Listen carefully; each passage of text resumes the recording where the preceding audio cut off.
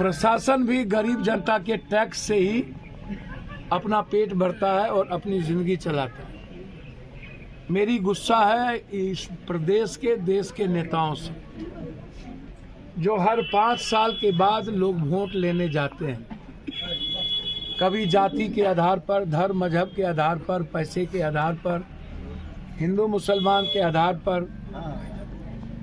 मैं हमेशा सदन और सदन के बाहर कहता हूं कि हमारी पॉलिटिकल आज़ादी, आर्थिक आज़ादी तो हमको कभी इस देश में गरीब और आम आदमी को मिली नहीं।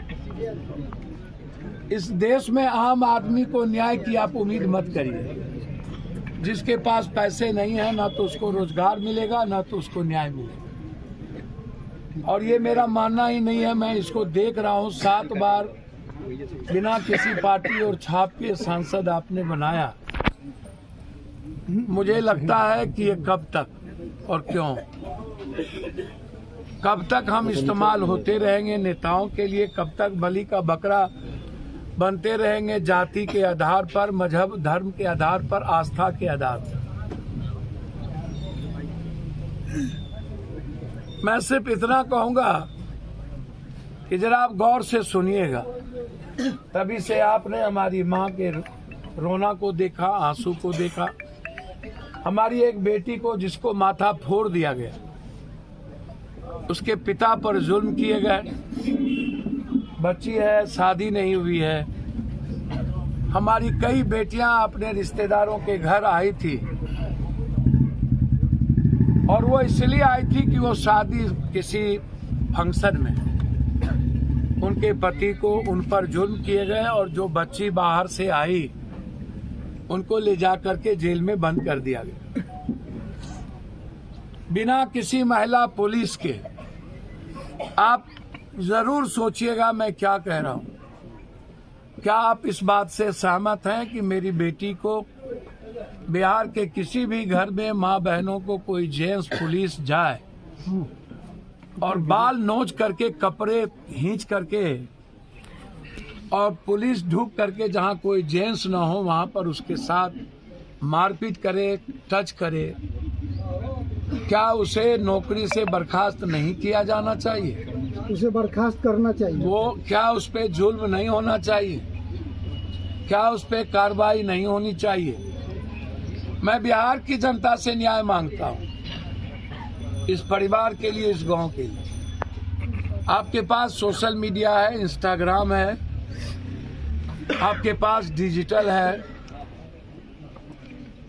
आप जाति धर्म के लिए तो उपयोग करते हैं, नफरत के लिए करते हैं, इंसानियत के लिए आपके पास वक्त नहीं होता है।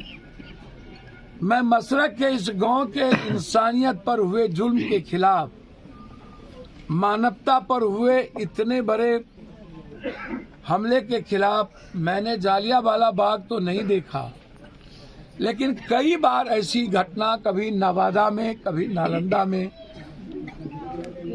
कभी छपरा में, जयप्रकाश और राजेंद्र बाबू का ये जमीन, ना जाने कई मुख्यमंत्रियों से भरा ये जमीन, राजनीतिक रूप में उन्माद और नफरत के बीच में लगातार ये तीनों जिला रक्त रंजित होता है। कुछ दिन पहले हम गोपालगंज गए थे, जहाँ अरविंद यादव मुखिया की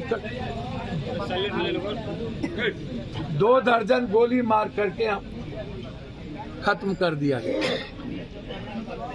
हम तब भी बोले थे कि कब तक।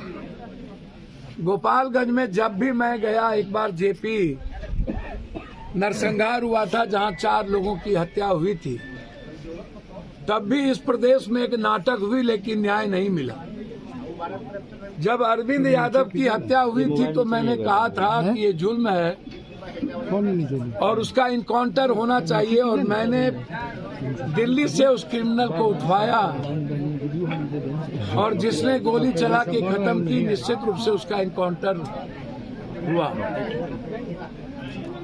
अरविंद यादव के घटना के बाद मैं छपरा आया हूं। छपरा कई बार मशरक, मुझे शराब में कई घटना में आने का मौका मिलता रहा। कई बार राजनीतिक कारणों से समाज में बटे हुए लोगों के लिए मैं सभी समाज के बीच जाने का मौका मिलता रहा ताकि मैं समाज को अच्छे रख पाऊं। आज ना तो कोई जात है, ना कोई धर्म है, ना कोई राजनीति है। यहाँ शाह जी भी है, यहाँ चमार जी भी है, यहाँ जाधव जी भी है, यहाँ सब जी है। जुल्म का केंद्र बिंदु है एक शमशान का जमीन, जहाँ यहाँ के सभी समाज और वर्ग के लोग उपयोग करते रहे हैं। 40-50 सालों से वो जमीन है, 200 सालों से। एकाध 2-4 दबंग लोगों ने सीओ से मिली भगत करके 5 लाख, 10 लाख, 4 लाख रुपया दे करके उस जमीन का पर्चा कटाकर